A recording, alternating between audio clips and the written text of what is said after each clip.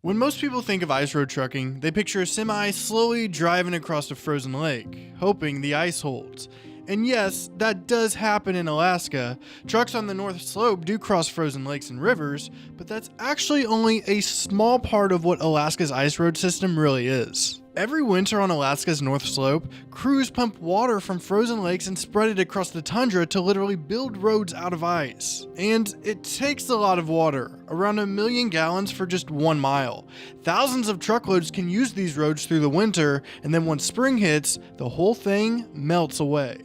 The part that shows on TV's Get Right, like Ice Road Truckers, is that trucks really do cross frozen lakes and rivers in Alaska. There's also the Kuskokwim Ice Road, which runs for hundreds of miles directly on a frozen river. But that road is actually mostly used by pickups, SUVs, and snowmobiles, not loaded semis.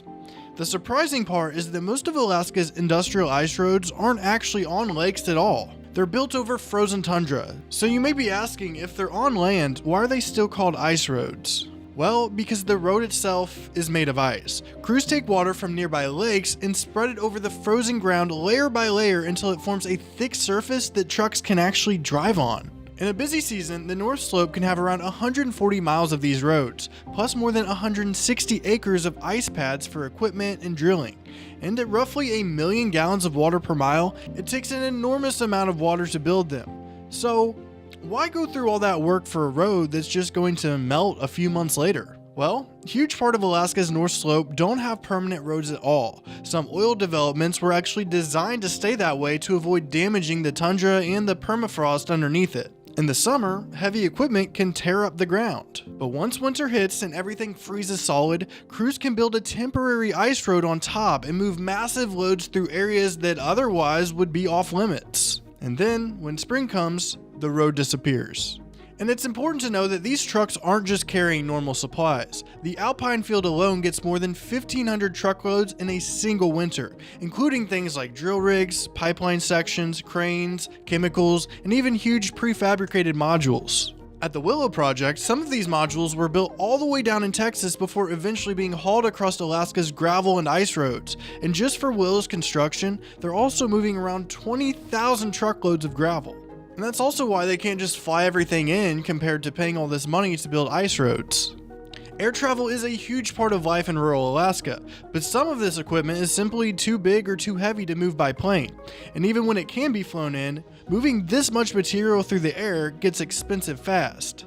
So the ice roads give these projects temporary ground access without having to build a permanent highway throughout the area. So how do they know the ice is actually strong enough to hold all of this? Well, these aren't just roads where someone looks at the ice and decide if it seems safe enough. They're engineered and regulated, with rules for things like how thick the ice needs to be, how crossings are built, and how often everything gets inspected. The crews use ground-penetrating radar and drill into the ice to measure it, and they keep checking conditions throughout the season. Even the water used to build the roads is regulated and monitored too. And here's what's pretty crazy. These roads are built knowing they're going to disappear. Companies can spend hundreds of thousands of dollars per mile, use the road for just one season, and then let it melt away in the spring. That's actually the whole point. Once the ground starts thawing, operations stop, temporary crossings are removed, and the road disappears back into the tundra. So you can end up with permanent pipelines running across the landscape with no road anywhere near them, because the road used to build them is already gone. And this system is still being used on a huge scale today. The Willow project has made the North Slope really busy, with around 2,400 workers there during the 2024-2025 winter. Crews installed about 80 miles of pipeline, built bridges, and hauled 12 major oil field modules towards the site. The first oil is planned for 2029, so these ice roads are going to stay extremely important for the next several winters. So yes, trucks in Alaska really do drive across frozen lakes, but that's a really small part of a much bigger system.